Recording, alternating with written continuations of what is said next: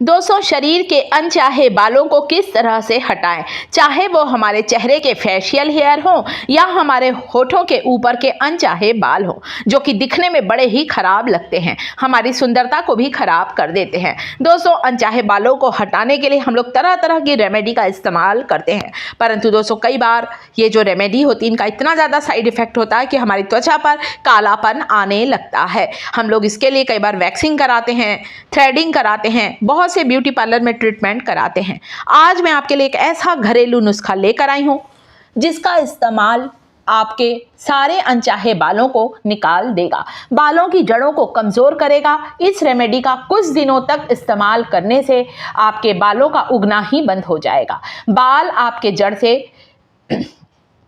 निकल जाएंगे और उसके बाद आपके बालों का आना बिल्कुल ही बंद हो जाएगा। तो सबसे पहले दोस्तों, अनचाहे बालों को हटाने के लिए यहाँ पर मैंने लिया है गेहूं का आटा। गेहूं का आटा वही है जिससे हम लोग रोज़ रोटी बनाते हैं, चपाती बनाते हैं, और गेहूं के आटे का इस्तेमाल बहुत पुराने समय से ही किया आता जा रहा है, उपटन के रूप में किया करते हैं हम लोग। इसमें मिलाना है आपको हल्दी। हल्दी हमारे रंग को साफ करती। कई बार दोस्तों, जैसे कि हमारे अंडर आर्म्स हैं, मान लीजिए आपने वहाँ के हेयर रिमूव करे, वहाँ की त्वचा आप देखिएगा, वहाँ की त्वचा में बहुत जल्दी कालापन आने लगता है, और उस कालेपन की ज़िद्दी परत को हटाने के लिए हल्दी बहुत फ़ायदेमंद है। हल्दी हमारी त्वचा के कालेपन, झाइयों को दूर करती है और हमारे चेहरे पर ग्लो आता है, हमारे चेहरे पर चमक आती है। तो थोड़ी सी हल्दी आपको डालना है गेहूं के आटे में। आप इस पैक को अपने पूरे चेहरे पर लगा सकते हैं। बहुत से लोगों को पूरे चेहरे पर बाल होते हैं, छोटे छोटे से रोए होते हैं दोस्तों, और जो कि दिखने में बड़े खराब लगते हैं, हमारी सुंदरता को कम कर देते हैं। और कई लोगों को चेहरे पर नहीं होते, सिर्फ होठों के ऊपर होते हैं। तो आपके यदि होठों के ऊपर है, आप इसे जरूर लगाएं। आपके अपर लिप्स के सारे अनवांटेड हेयर जो हैं वो रिमूव होंगे और धीरे धीरे उनका होना ही बंद हो जाएगा। यदि पूरे चेहरे पर बाल हैं तो भी आप इसे लगाएं। यहाँ पर मैंने शक्कर लिया है, 1 बड़ा चम्मच भरकर शुगर, कैसी भी शक्कर जो भी आप लोग इस्तेमाल करते हैं ले सकते हैं। उसमें मैंने 2 चम्मच पानी डाला है। यहाँ पर आपको शक्कर नहीं डालना है, शक्कर को पानी में घोलकर शक्कर का पानी डालना है। जैसे वैक्स होता ना, वैक्स कैसे चिपचिपा होता है, चिपचिपा होने के कारण ही तो बालों को जड़ से निकालता है। यहाँ पर हम केमिकल वाले वैक्स का इस्तेमाल नहीं कर रहे हैं, हम यहाँ पर केवल शक्कर का इस्तेमाल कर रहे हैं। शक्कर का चिपचिपापन आपके बालों में खिंचाव लेकर आएगा, बाल आपस में रगड़ खाएंगे और बाल जड़ से कमज़ोर होकर टूट जाएंगे, इसलिए मैंने शक्कर का इस्तेमाल किया है।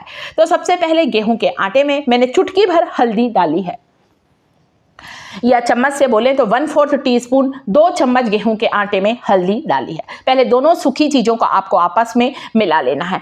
और साथ ही साथ दोस्तों, गेहूं का जो आटा होता है ये हमारी त्वचा के लिए बहुत फ़ायदेमंद होता है, हमारी त्वचा को सॉफ्ट बनाता है, हमारी त्वचा में चमक लेकर आता है गेहूं का आटा। और इसके बाद दोस्तों दोनों चीज़ों को मिक्स कर लें आप, हल्दी, गेहूं का आटा, और फिर अगली चीज़ आप इसमें डालेंगे दोस्तों नारियल का तेल। नारियल के तेल के साथ ही साथ आपको ये शक्कर का पानी भी डालना है। अब आप देख सकते हैं करीब करीब शक्कर घुल गई है। 1 बड़ा चम्मच भरकर मैंने शक्कर ली थी और शक्कर अच्छे से घुल गई है। ज़रूरत पड़ेगी दोस्तों तो ही आप इसमें पानी डालें, वरना पानी की ज़रूरत नहीं पड़ेगी, इसमें शक्कर का पानी ही काफ़ी है। इस पेस्ट को बहुत पतला नहीं करना है, इस पेस्ट को आपको गाढ़ा ही करना है।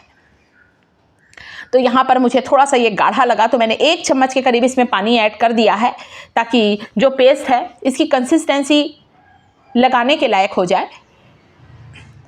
धीरे धीरे इसे मिक्स करना है और बढ़िया अच्छा स्मूथ पेस्ट बनाना है।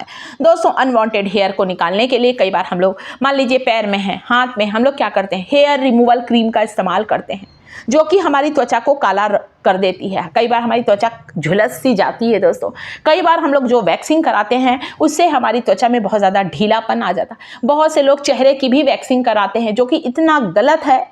बहुत जल्दी बुढ़ापा आने लग जाता है, बहुत जल्दी चेहरे पर रिंकल्स, फाइन लाइन की प्रॉब्लम आने लगती है।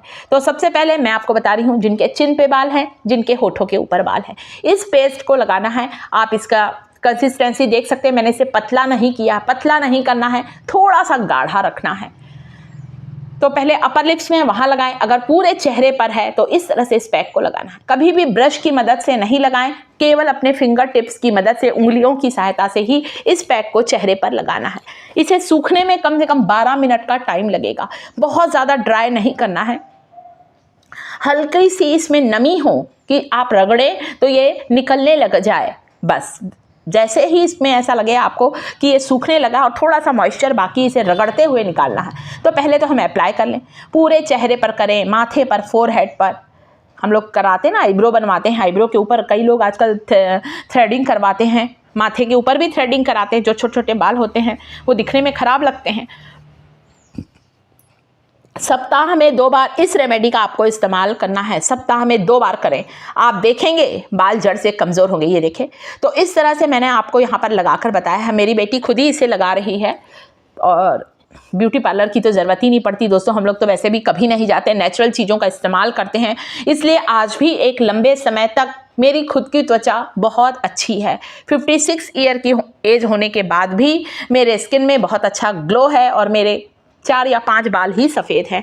तो जितना हो सके नेचुरल चीज़ों का इस्तेमाल करेंगे ना, लंबे समय तक बुढ़ापा नहीं आने पाता है बस। तो ये देखिए, इस तरह से हल्के हल्के हाथों से रगड़ना, ज़्यादा ताकत से नहीं रगड़ना है। इस से जब हम रगड़ते हैं ना, तो शक्कर की जो चाशनी है, उस चाशनी के कारण बाल थोड़े से खींचते हैं, थोड़े से रगड़ खाते हैं और उनकी जड़ें छोड़ देते हैं। जड़ों को छोड़ते हैं और बाल अलग हो जाते हैं। यदि इस रेमेडी को आप खुद सोचिए, वीक में 2 बार करेंगे आप, तो जो थोड़े बहुत बाल छूट गए हैं वो भी बाल दूसरी बार में निकल जाएंगे। बहुत सेफ, बहुत इफ़ेक्टिव रेमेडी है। गेहूं का आटा हमारी त्वचा के लिए बहुत फ़ायदेमंद होता है।